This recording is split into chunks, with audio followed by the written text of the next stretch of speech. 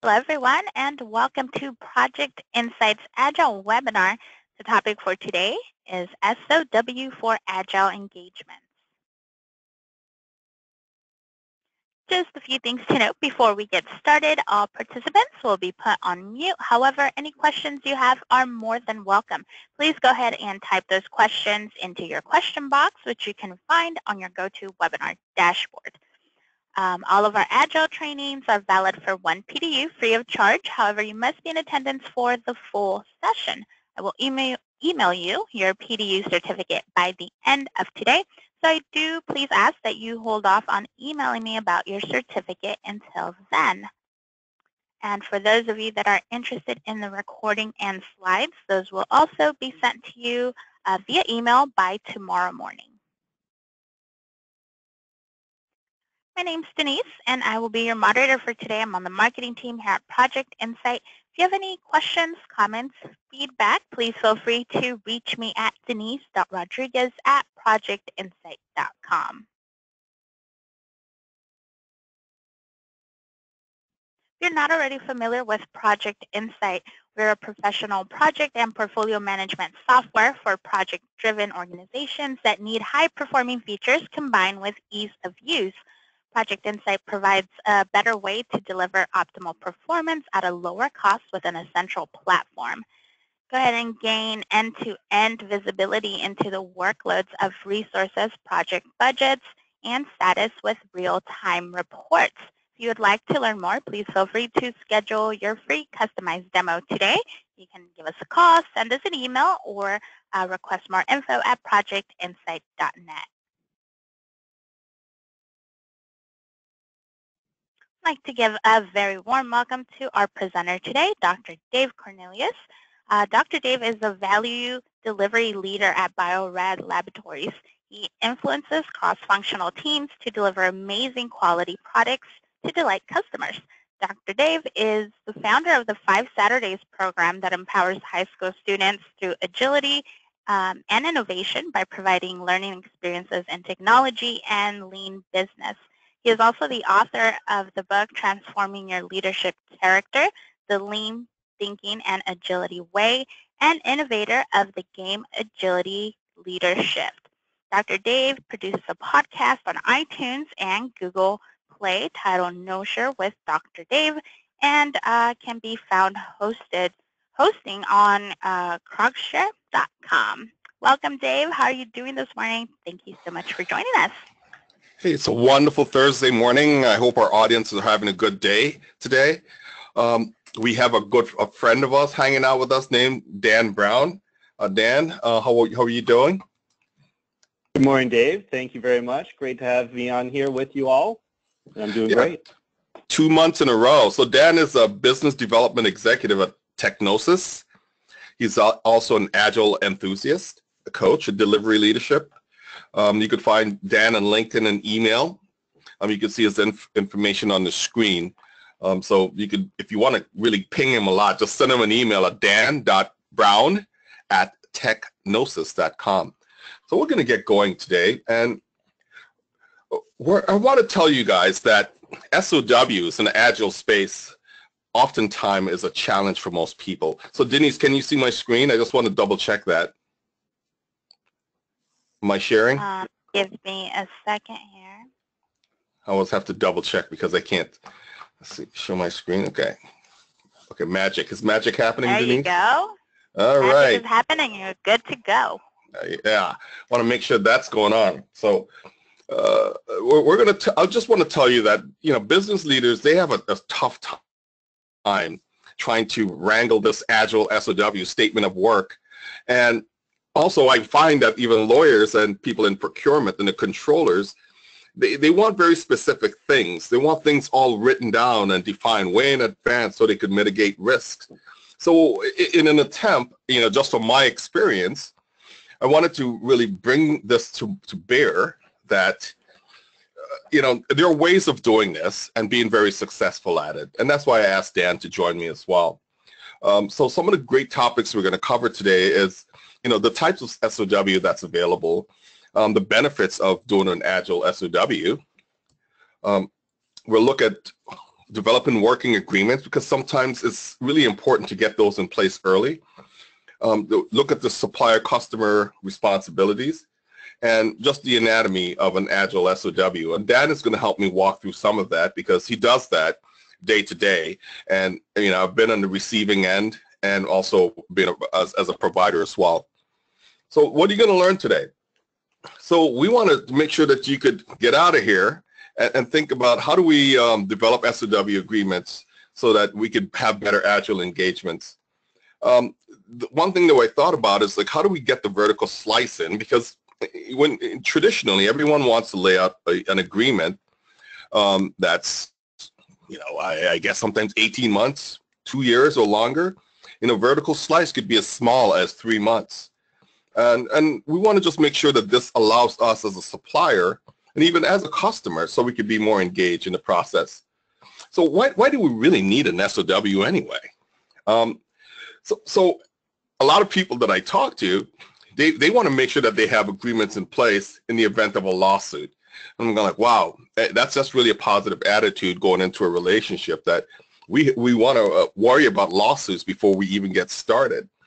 We want to minimize risk and we want to maximize profits. So if I'm a supplier, I want to make sure that I have the best deal in place so I can make the most money.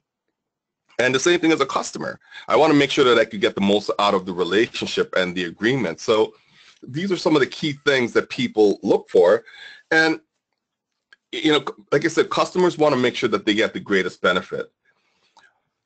So as my experience with doing SOWs, I've worked as a supplier because I've been a consultant for a long time, and I've written many SOWs with different companies across the country.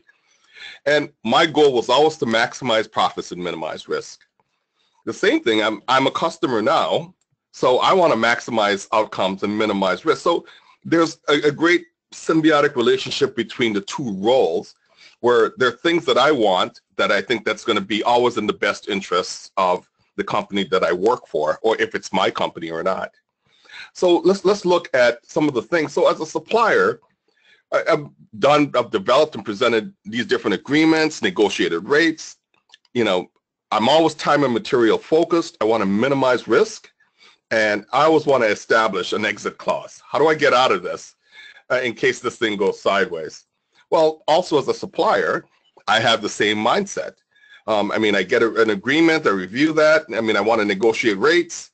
I want to look at what are the different outcomes that's coming my way. I make sure that those things are the things that I need. I want to minimize risk and make sure I have an established exit clause. So you could see the two roles, they're kind of looking for kind of the same things. And primarily, it's looking at the benefits. So Dan, just jumping in here, just give us a quick overview of your experience with dealing with different Agile engagements. You know, as you're a supplier, so why don't you take the supplier context and I'll be in the customer context. By all means, absolutely. And you're absolutely right. I think these 5 categories are accurate. You know, from a supplier perspective, which I've been in this type of role for, you know, a good part of my 20-year-plus career, is presenting these agreements, right? Understanding what the needs are. What is the outcome? What does success mean to the customer, right? And usually you want to define what that scope is going to contain, some of the assumptions, risks, dependencies, constraints, etc. And work very closely with that customer. As Dave, you mentioned, you and I have worked together, I as a supplier and you as a customer. And we've had great conversations to figure out what is that vision, how do we meet that and accomplish that for you. Time and material is certainly one of the easier approaches, the most preferred approaches in my opinion as a supplier, because it minimizes those risks. There are some cases, and I know you'll talk about a little bit later, where there's some that are fixed fee, where you have to have a little bit more information. So we'll talk about a little bit later, how do you write an SOW to accommodate that? But at the end of the day, you want to make sure that both of you are successful and set up for success in a way that you can continue that relationship ongoing and continue and extend SOWs for both, so both can achieve what their the key objectives are. All right, so thank you for that input. So let's look at the 4 types of SOW, and these things have been around for a while. So there's 4. There's a fixed price, right, where we know all the specs, we know we have a specific date, and if we want to make any changes, there's a fee. And as a supplier, that's a big risk in that context, right? Because basically, if there are any changes or things are not well defined, well, I may have to eat a few costs, or may have to go back and have a change request or a change order where we have to ask the customer for more money. The other one is a target price, where we also have fixed specifications and date, and there's a target price that we want to achieve. And now, this is something that, as a supplier, you spend time trying to negotiate exactly what that target price is. And there's some level of a shared risk in this model, because even though we have a fixed spec and date, one of the things that you don't know as a customer is like, well, am I going to get everything that I really need and at the highest quality so they can have the great benefit? I mean, the third one is open. The third one is time and material, and this is the one that is most common, where the specifications could be not as well defined, and it gives you some room there. The price is based on a person doing the work and the different things that you're producing, but it gives some flexibility to the customer to say, you know what, this is enough. I've had enough. I want to get off of this train, but this is also a great risk to the customer. The fourth is like cost plus, so also you have a targeted specs and date. If there's any type of profit margins and you see this a lot in the construction phase and the construction business at certain industries like that, where you have this type of cost plus type contract. And then also you also see a heavy risk there to customers. So Dan, of these 4, which one do you really prefer if you have to pick one of the 4? Hands down, in my industry, which is IT consulting solutions, we prefer number 3, the time and material, because to your point, right, it's a little bit more flexible. It minimizes some of the risks, and we can pivot where needed to support our customers and goals and solutions. By far, number 3. Okay, awesome. So it's time for us to have a little group interaction, Denise. We wanted to see, if we look at the type of SOW, so select the SOW type with the highest risk to customers. Is it A, time and material, B, target price, C, firm fixed price, or D, cost plus? What do you guys think?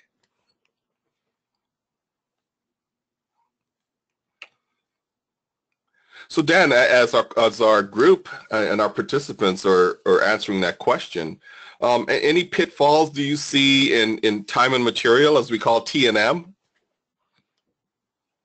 Well, there's some pitfalls and certainly some learnings. I can do a quick share. I think sometimes when you're going into a project, you still don't know what you don't know, and there's some assumptions you need to validate. As you progress through it, I think it's always important to have that open, collaborative communication to the customers directly along the way.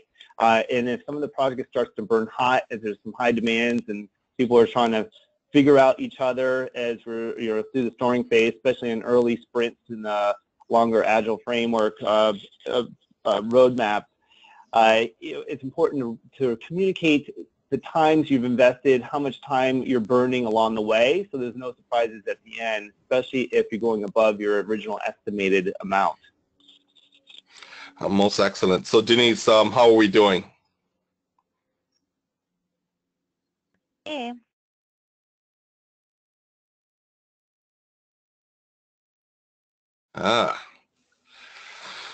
Well, I mean, the correct answer is really A, because that's where we have the highest amount of risk to the customers. And so, Dan, would you agree with that also? There's a lot of risk for that, right? The risk is shifted from the supplier to the customer, and I would agree. Yeah. Okay. So, about 50% think time and material, or 46. So the highest number wins. So let's move along to our next slide. So here are some of the conversations that I've had with legal and controllers and procurement. You know, the things that they want, it's like, we must list every feature in the SOW, even though, you know, you may not know all of that information up front. They think that you have to do it. They said every feature must have a specified end date. Well, when do we know we're going to get this widget? Well, you know, I work in software. So obviously in software, the widgets sometimes shift and has a different shape than the original intention. And so they need to know that so that they feel comfortable. And then you say, well, how do we know when done is achieved? Well, you know, you try to explain to them that we have a definition of done and a definition of ready, but no, that's too loosey-goosey, you know, not tight enough. The other thing is that, you know, we have to protect ourselves against litigation. Again, I said, there we go again. The only thing that we want to think about is being sued, as opposed to how do we build a stronger partnership and relationship with our vendors or suppliers. I mean, Dan, could you add one or two to this list? Sorry.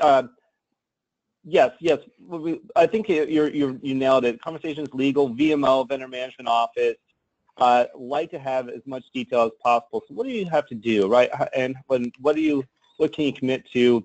That when they're not familiar with an agile environment, when they're used to more waterfall projects, requirements, and so forth. So how would we know that? We don't. So working with them and also building that relationship with those are almost just as important when you're initializing your statement of work than you are with your actual buyer in itself. And I think you have to put yourself in their shoes, but also, again, have some type of clause where you can have some flexibility to make sure you can have some of those adjustments and pivot to meet the customer's needs, but also satisfy the legal controls procurement requirements. That's correct. Correcto. So traditional versus agile SOW. And so when we look at the attributes of a traditional engagement, we think of it as, you know, it's fixed and it's based on milestones. Any type of priority changes, you know, you need to go through a change order and get that approved by many stakeholders. There's some high degree of trust that the supplier has to have in terms of, I need to buy into the fact that the customer themselves who are involved, you know, can specify that information accurately enough. We know we try to define all of the outcomes up front, which we know that's impossible.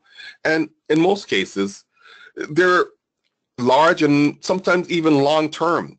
You know, I say 9 to 18 months, but, you know, for me, because I live in an agile world, to me, that's a forever thing. But they could even be longer than that.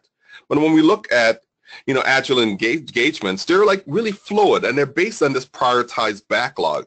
What's number one? And there's always only one number one.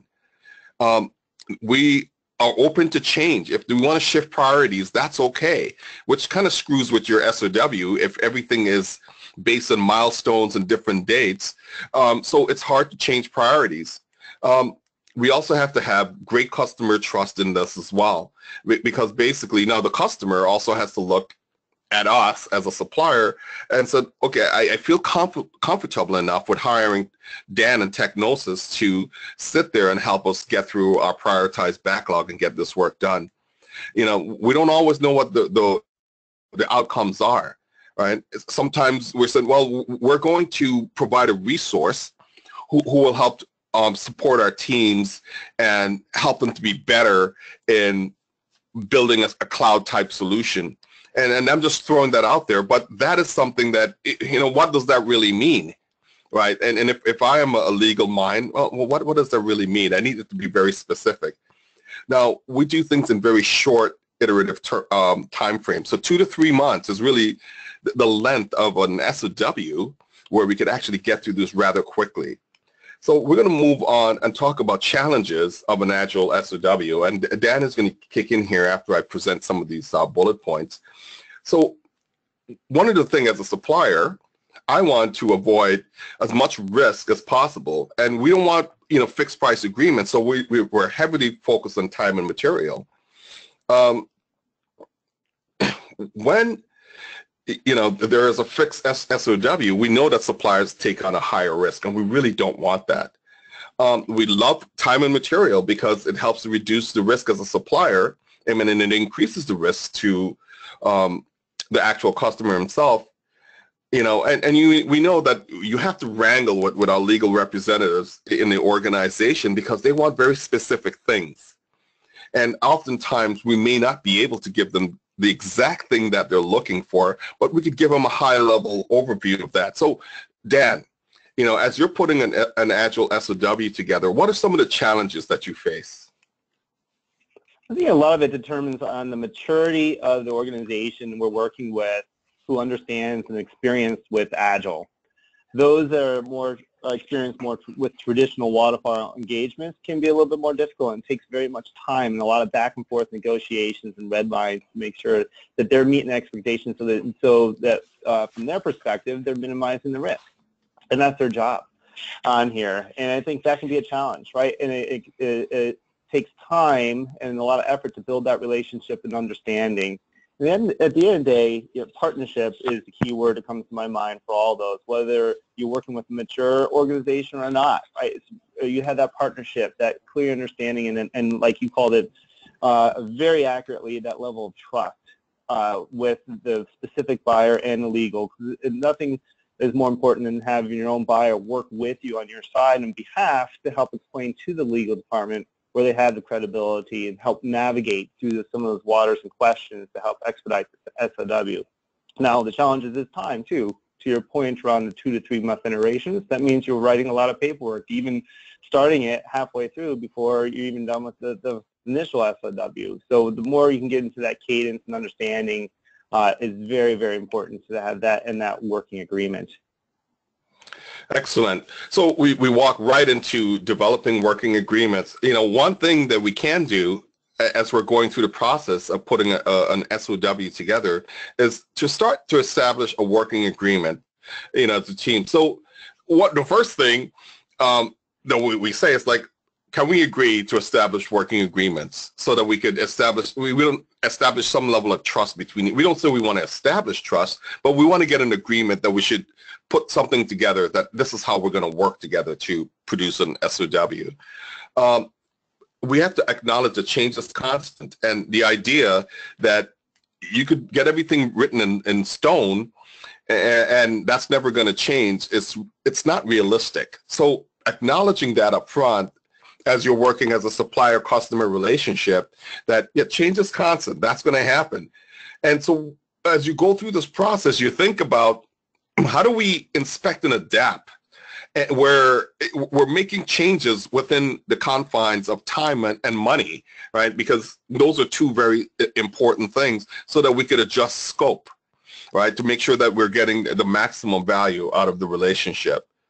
And I think it's really critical that as we established a working agreement, we look at what are the beneficial value outcomes, right? And I use these 3 words, beneficial, value, and outcomes together because we want to make sure that whatever is produced benefits both and it adds value to both, right, in terms of establishing that working agreement. The other thing is how do we harmonize the economic interests of both, right, the supplier and the customer? And I know it's hard because there's always a give and take. And, I have this conversation with Dan, well, hey, this is what we want to pay. This is what we could afford. And this is what you can. So Dan, quickly in this point, think of ways that we could achieve this complementary economic interest that we could harmonize, as a supplier customer. Why don't you give us some feedback on that? Yeah, well, it's always an interesting topic, right? And it can be something that changes depending on how mature your relationship and partnership really is. When you're trying to understand, new relationships, especially with new SOWs, from a supplier perspective that I'm often in, right? It's more important to focus on what is the output that you're looking to achieve, as you stated earlier, right? On there, instead of focusing on the dollar amount. What is the value looking to achieve? What does success look like to the customer? And then once you get that worked out and understood and then you define that scope, then you have to figure out what are the constraints that they're working on financially. How do you adjust that? And it's like the old triple constraint, right? You can adjust scope and time and dollars accordingly, but you don't want to compromise quality. So you come to an agreement that's a win-win from a financial perspective for both, right? And sometimes you have to get creative. Get creative with some investment of consulting time, right, to kind of prove yourself in the beginning. And there's other ways to kind of even do some simple like proof of concepts or even come up with a high-level backlog. There's a lot of great creative ways to understand how do you flex on that economic interest and the financial constraints within the customer's budget. And then obviously as it matures over time, you can work better together to make sure that each is in a happy place and both are successful to establish a very true working partnership. Most excellent, Dan. Thank you for that feedback. Now, I want to ask these questions to the group again. Working agreements help to establish trust and boundaries. Is that true or false?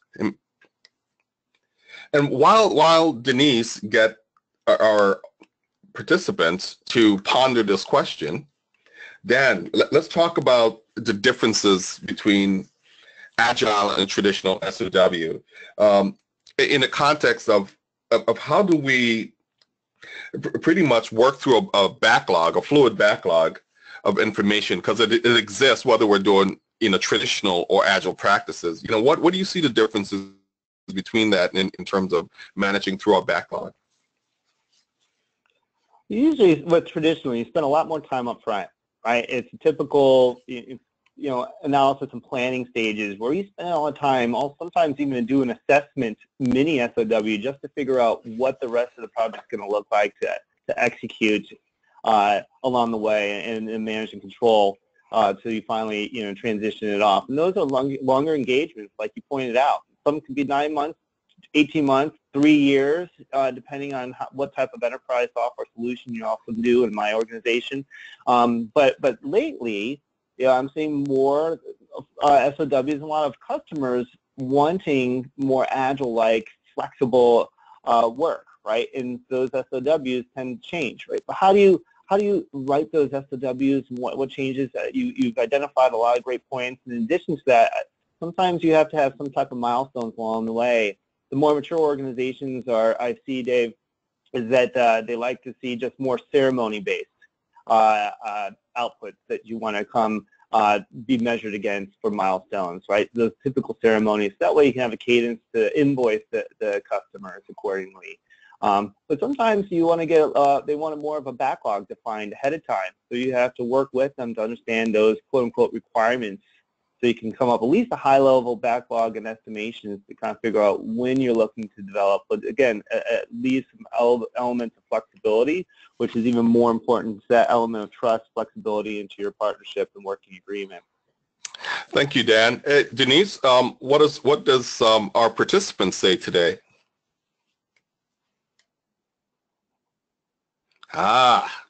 I think they're really paying attention today that working agreements help to establish trust and boundaries. They're wonderful things to have. Thank you so much, 98%. Now, let's look at the benefits of an Agile SOW.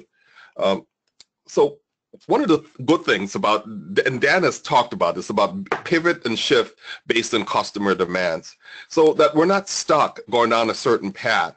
We can come in and based on our working agreements that we can shift and said, let's instead of building this screen now, why don't we defer that until later and build this UI instead? So you could pivot and shift as needed, based on the needs of the customer. So we could also limit, the amount of risks that are involved. So we could do things as short as 1 month. 1 to 3 months. 3 months is really the sweet spot. Some organization would want to make it even tighter and have it at 2 months, so that they're mitigating risk as much as possible. I mean, customer and suppliers in this regards, we're sharing the risk together, because the wonderful thing of this is that the customer says, like, okay, the most that I could be out at any one point in time is 3 months. Also, the same thing with the supplier in terms of their risk and reward is that, I have to produce value every day that I come into my customer. and that's the focus. And so they're sharing in those rewards, but also their risk, because sometimes you're not on your A game, and you may have to give a little bit more at some point in time to make sure that, we're satisfying the needs of the customer. And I think one of the things that people tend to forget is that we could have short value streams. And what those value streams are is nothing more than a definition and organization of different activities that we have to engage in to make sure that we could deliver value. So we know from the start to the end, what does it look like to really deliver value to our customer? I think one of the things that we miss out on, and I just recently did one of my earlier presentation talking about get 4x more from organizations that are involved with agile practices, is that we have to be able to articulate the cost of delay. That if we have to wait 18 months to get a value back to the customer, and even the customer's customers, there's a cost for that. And if we could do shorter increments, we can begin to get feedback from our customers a lot faster, and we could make the appropriate decisions in terms of pivoting and shifting based on market demands, and not just as a supplier customer demands. Dan, benefits of Agile SOW. These are all the key points, David. I think I love the value streams to define, organize, and deliver value. It's all about value, and value can be subjective sometimes, and the more you can objectify and quantify it to have quantifiable benefits they can realize and measure, and you can help the customer be successful with their leadership, will help, again, with that working agreement and that relationship here. If you do limit those SOWs to 1 to 3 months, especially in the beginning, that's great. You can kind of test and see how each other work and function. It's no different than a Scrum team. It takes a little bit to kind of build that collaborative, safe environment for them to really speak and shine. But again, the number one is being able to pivot, that flexibility to reprioritize as you learn new things. That's where Agile, the whole Agile framework of delivery is phenomenal, and that's why it's becoming more and more popular and why so many people are calling into this webinar today. Right, things change. With the traditional one, you're stuck, right? And you've gone down the path, and sometimes success changes, and you can deliver exactly what you committed to in your SOW, but over time, sometimes that's not the priority, right? Funding's change, right? So a lot of those projects end up failing. At least at this one, you can pivot, you can change, and sometimes that does happen, and so you need to have that big boy conversation with leadership. If there is some type of delay, what does that cost mean? Is it a scope cost where you have to change the scope or change the date right on here? You have to figure out where can you flex without compromising quality, and have those conversations of how it aligns with the bigger picture of the roadmap, what you ultimately want to achieve the success throughout, not only for the project but for the organization. Most excellent. So as we talk about the responsibilities of the customer and the supplier, here's a few things that I've called out as a customer that we have to be responsible for. All right. So we have to have a concise vision and roadmap. Oftentimes, people have no idea where they're going, and they're just throwing things together. So as a customer, I need to have a clear vision and a roadmap so I can share that with my supplier and my partner. We have to make sure that we could communicate this in a very effective way, and so that our supplier has the ability, and I use supplier and partner interchangeably, so that our partners could have an opportunity to make the right decisions if they want to engage in this SOW in the first place. There should be a shared path for a successful partnership, and as a customer, I have to establish that. I believe that that's really a huge responsibility of the customer, and relieve that burden away from the partnership itself in terms of working with the supplier.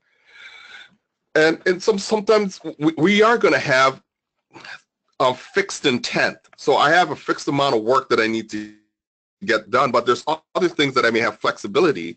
And so that's one of the things that we have to work through, with our partner. It's, you know, look, I know that in this time box, we have to get this done. There's no room for change. Now, working with that partner, it's like, how do you help me achieve that? I know over here I have a bit more flexibility. So that's what we're talking about in terms of fixed and variable intent. And the intent is the work that we have to produce and the outcomes that we have to produce as a business itself to really adjust to the market itself. Now, we also know that, yeah, this responsibility of success is a shared thing. And it's not just based on, you know, I hired you, I paid you this amount of dollars, I expect you to get this done. Yes, that's one part of it. But the other part of it is that the customer has to also participate in that process to ensure that there's some level of success. So we're going to go on and look at, no, what about the supplier responsibilities, right? They need to understand the customer vision and roadmap. We need to go ahead and look at what is the feasibility of this solution intent that I'm providing. I mean, can I get this done? I mean, can I get it done together with the team? I mean, is the customer able to provide enough resources and time to achieve this goal? We also have to look at we talked about time and material. So we need to understand the resource needs and the duration requirements. If I bring an architect in, you know, how long do I need that architect to be on the project? Do I need them for the full duration, or maybe I just need them, you know, 100% at the top, 50% in the middle, and maybe 25% at the end? We have to be able to do that as a supplier. What is the objective, you know, so we can establish this evidence of fitness for use? You know, how useful is the things that we're producing? Dan, as a supplier, what are your thoughts in this in terms of responsibilities? I love what you're saying here. The messages are completely accurate and relevant. One of the best scenarios where I like to see where we do establish that partnership between the customer and the supplier is not only when we both understand the vision when we're starting off, and then even reiterating it along the way and making sure we're all on the same path to the vision, but when I use this kind of phrase and quote, the skin in the game. When we both have skin in the game and we not only understand the roadmap, but we can both, especially as a supplier, can contribute to the roadmap, maybe even help develop the roadmap, right, and adjust it and make sure it is accurate, the best to our knowledge, right, and address the milestones along the way so we can track the velocity on there. And it has the flexibility with new information that if we have to adjust, pivot, reprioritize, we can do so, but still achieve the end-in-mind game so we can all be successful together. And that's what's key. And that's what's important really for the long-term relationships and partnerships. Okay. And one key thing is to make sure that we have a just prioritized backlog. And that's also key. So as we pivot in, you know, we think of, you know, how do we really put this thing together of an Agile SOW? I mean, one approach, and this is where the shared partnership comes in, is to use what we call a sprint zero to determine a prioritized backlog. And I know, Dan, you kind of alluded to that in terms of the supplier having the need to invest in this process. And so a sprint normally is 2 weeks long. So we're talking about using 2 weeks of time to really help to produce that backlog, to help flush out that roadmap. We want to make sure that the expectation is really appropriate. As we're going through and we're looking at this backlog, now we have tangible things that we could look at and said, look, we could lay out at least maybe 2 to 3 sprints or more, or even longer, if we spend 2 weeks up front prioritizing what's important to our customers and the customers' market. And so I think that it's really important for us to build out value-focused metrics as we're going through and setting up an SOW. And I like to measure at a feature level. I know some people in the Agile space like to measure at a story level and think about predictability. I think predictability is understood over time based on the work that we're doing. I like to measure at a feature level. That's something that we could take to the customer. And so that's one of the things that, you know, I think is really, really important, really key, that those value metrics are at a level where everyone in the organization can really understand and get a good, clear picture of where you're going and how that relates back to the roadmap. But also it's to partner and have realistic goals of trying to make sure that there's this give and take in this relationship that we're building. You know, and one thing that could also help, and I know, Dan, you hang out at our at one of our 2-day big room planning. I think that also is another great experience where we could begin to understand at a 3-month level, you know, what level of work needs to be done. And part of that is also, as we built these SOW, is that we begin to educate our customers so they can start having this lean thinking, value streams, eliminate waste, you know, think about flow, and we can start to educate our customers about agile practices. You know, any thoughts, Dan, about the anatomy of an agile SOW? Yeah, it evolves, right? It depends how, again, how mature the organization you're working with or in is, right? In some experiences, and Dave, you have the pleasure of doing this directly and influencing, actually leading it, is when you scale. And it's one of the topics I know we'll probably elaborate on. But when you scale, things change a little bit, right? You've got multiple work streams. You've got other departments and dependencies you have to expose. And so it is a very beautiful experience when you do it successfully in those multi-day planning sessions from different departments, and leadership can see the bigger picture together and kind of see how it aligns to the roadmap and influence to some degree on there. And it's an opportunity for everyone to hear it at once at the same time, the single source of messaging, so there's not any confusion of misinterpretation and questions can be asked. And that, I think if you do it effectively, that can be great to align your vision appropriately and maybe change and enhance some of the SOW milestones you're committing to, especially if you don't have the luxury to go towards a committed time and materials SOW if you have to do fixed fee.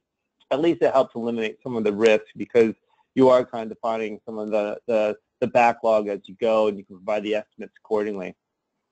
Yeah, that's true. I mean, I've worked at a large organization where we, at the end of our 2-day big room planning, where we have these cross-functional teams, we would sit with our partner and lay out our SOW for the next quarter. So in that way, we know everyone was on the same page in terms of what was on the roadmap and what the deliverables are and the expected outcomes.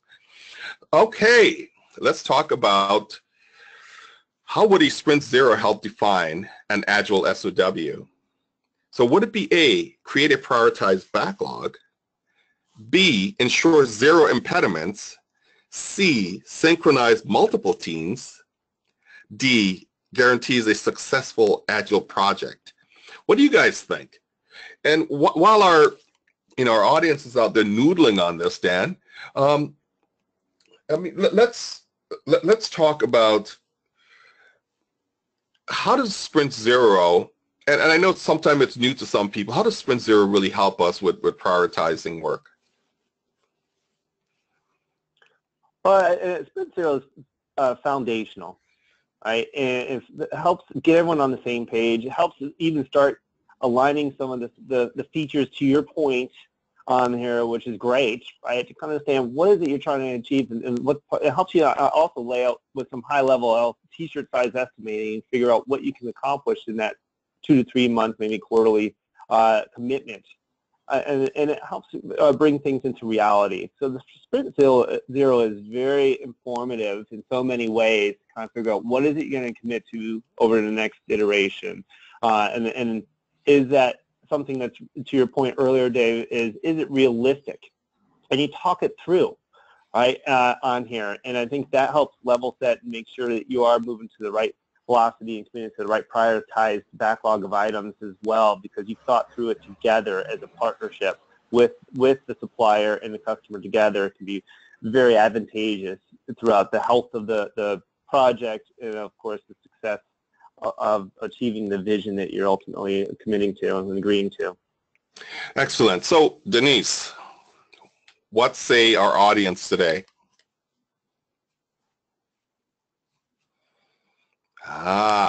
Majority says A, create a prioritized product backlog. And that's true. So that's what we use Sprint Zero to do is help us to establish a backlog, especially when things are really fluid.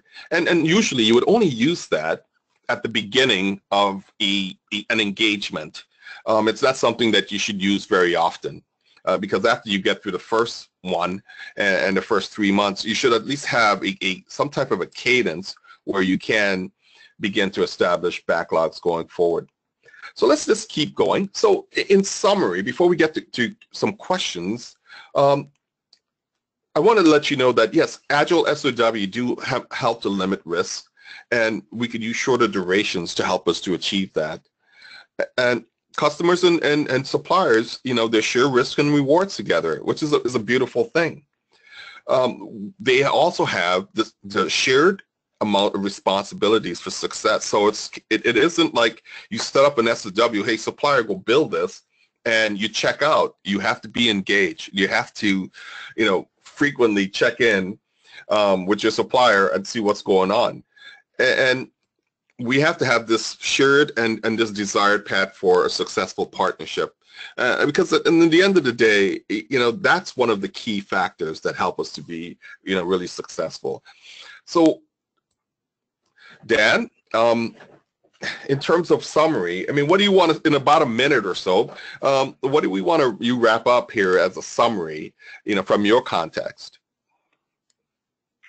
My context from a supplier perspective, working with the customer, the more quickly you can develop that cadence of communications to establish that relationship right up from the beginning along the way, to establish trust, and really continuously building and strengthening that partnership is critical to success, right? That's why Dave and I meet on a regular basis to kind of talk about the health of the project and the team, right? Not only our team, but his team, and kind of get that feedback. That continuous feedback loop is important in so many ways, right? So we understand how we can better work together, and as a supplier, we always want to continuously improve as well. How do we continue to add value and maybe expedite success and celebrate those wins and milestones along the way, right? Because our customer success is our success, right? So we're help, right, oftentimes behind the scenes, and we can be those humbled servant leaders along the way to help, again, share some of those risks, yes, but minimize those risks through that collaboration and the partnership that we were establishing, and then more importantly, celebrate those rewards, those successful milestones together to have that fruitful relationship. And once you get into that cadence, from a supplier perspective, we want to aim to expand and lengthen those SOW durations, and hopefully once that trust is established, not only with the customer and initial buyer, but also with the legal and procurement and vendor management offices where they exist, so you can have a longer-term SOW. So it's less paperwork. We're not focusing on that, but more focusing on delivering successful results for all of our customers. Excellent. So, Denise, we have about 12 minutes. And so in terms of questions and our wrap-up, let's see if we could get some questions from our attendees, and we could provide some feedback for them. All right. So let's see. Let's start with the first one. Could you please articulate examples of specific customer benefits? Well, customer benefits. Well, as a customer, one simple thing is that I talk about risks, and if you walk through this presentation, you would see the words risks in there frequently. And the thing is the benefit with shorter durations gives us an opportunity to inspect and adapt, to pivot, to shift out of, a bad situation, or to avoid going down the wrong path. So to me, clearly as a customer on that side, that's one of the things that I want to do, because basically we want to reduce waste. If I'm building the wrong thing and I don't discover that until 9 months, 18 months down the road, I have wasted hundreds of thousands, even millions of dollars, on an engagement where that, really impacts the stakeholders and shareholders of the organization. And for me as an employee of an organization, I want to avoid that at all cost. So shorter durations. That's a clear benefit that we can mitigate risk, we could increase value, and we could drive a stronger partnership, from a customer context. And I'll give the next question to Dan.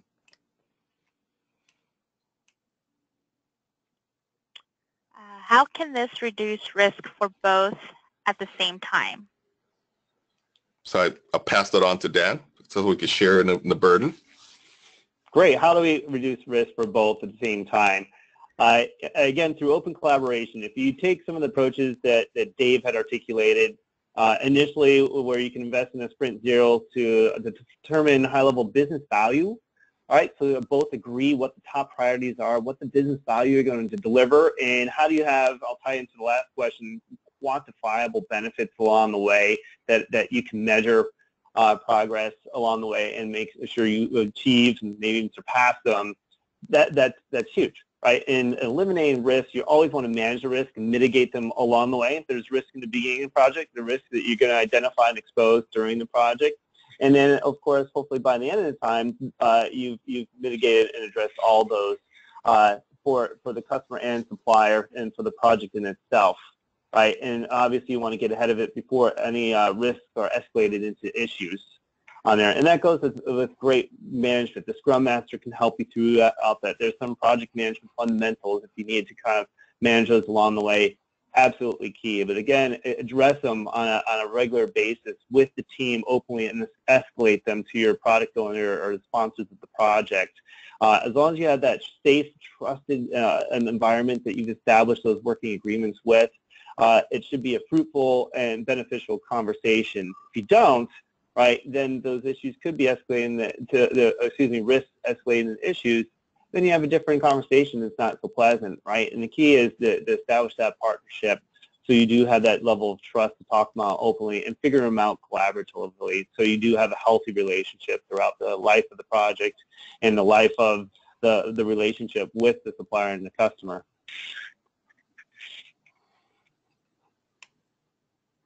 Awesome, thank you. And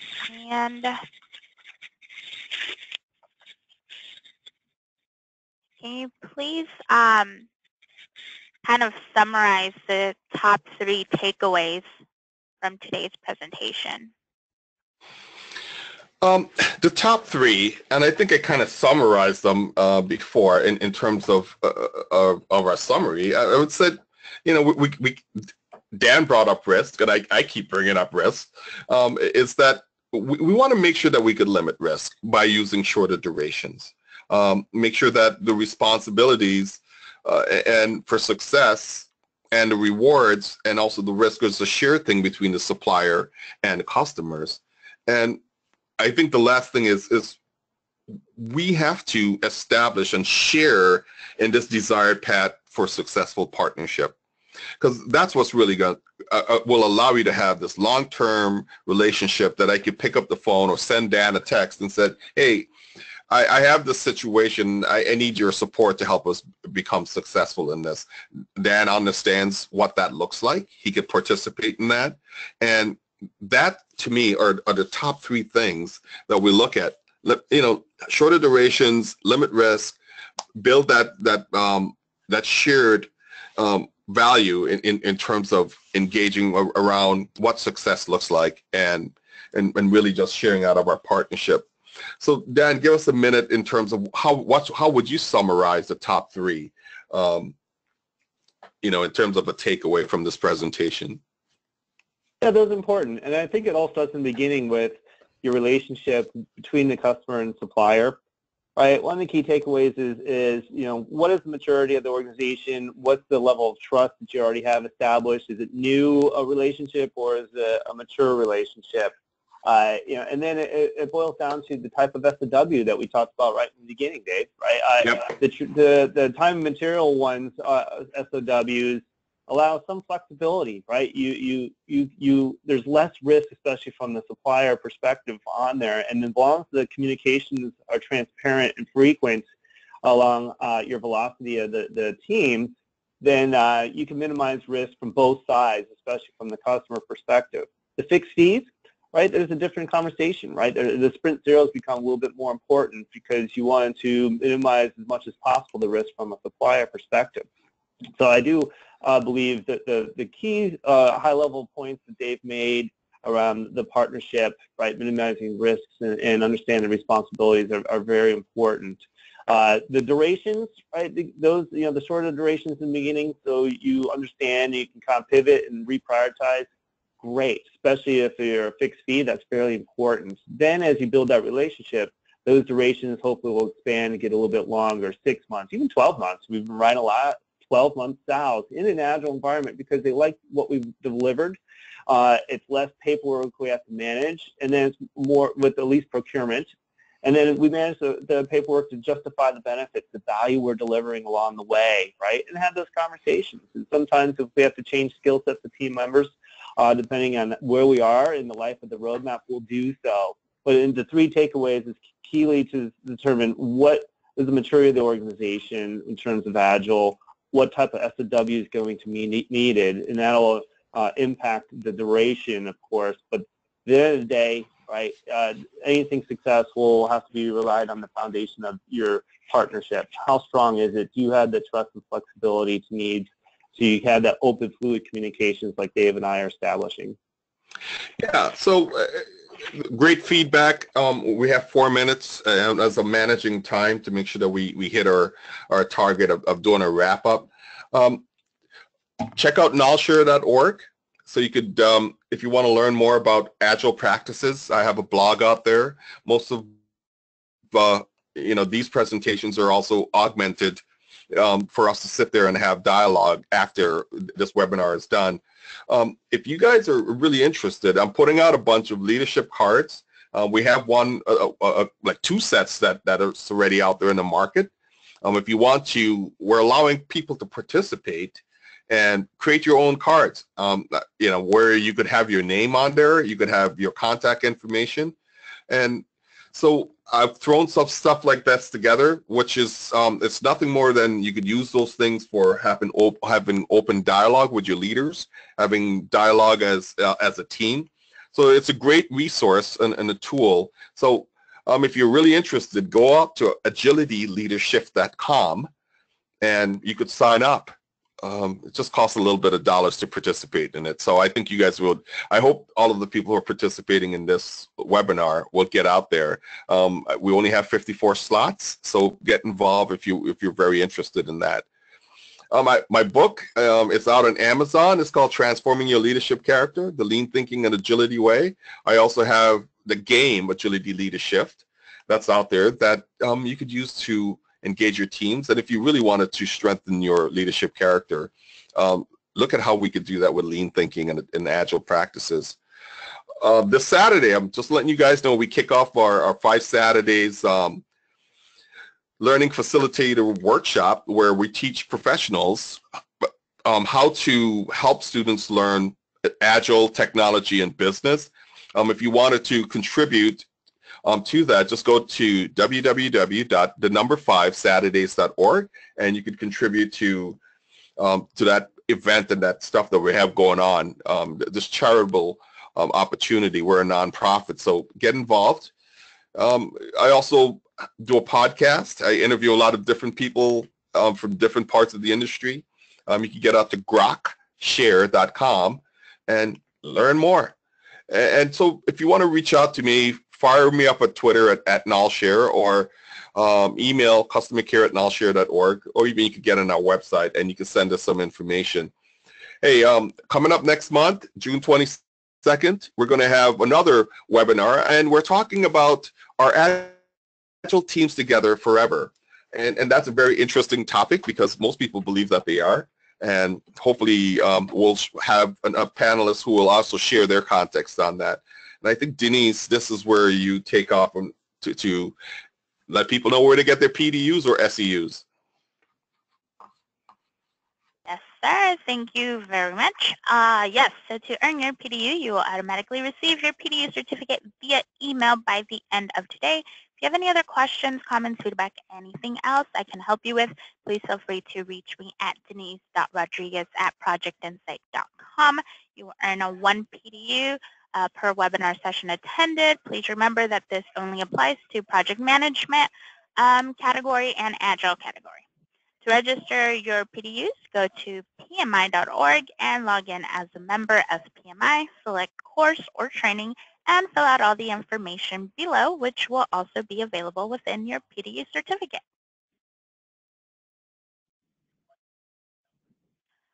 For those of you on social media, I'd like to invite you to follow, like, and subscribe to our social media channels. Our handle on Twitter is @ProjectInsight. You can also find us on Facebook, LinkedIn, Instagram, and YouTube for the latest in PI news. And if you haven't already heard, I'm now hosting the PI Fridays, Facebook Fridays, every other Friday alongside my other marketing half, Chanel. So we do bring you the latest in industry topics, introductions with some of our Rockstar PI team members, and other fun segments. So don't forget to tune in tomorrow to Facebook Live at 11 a.m. Pacific Time, 2 p.m. Eastern Time. And finally, in our Project Insight community, you'll find many recorded webinars and videos for you to watch and learn from. Please feel free to sign up for your next project management training, IT methodology, Agile. We do have some great leadership recordings on there, as well as our product training webinars. So they are all free. Go ahead and check out our webinar calendar and register for as many as you'd like. That's all we have for you today. Thank you, Dave and Dan, for joining us. It was a great session today. You guys got a lot of kudos from our audience. So thank you so much. And of course, we'd like to thank our audience, as usual, for being awesome and participating in today's webinar. And that's all. So until then, I will see you next time. Take care, guys, and have a good weekend. You too, Denise. You have a great one. And thanks, Dan. Thanks, Dave, for having me on again. I appreciate it. Thank you all.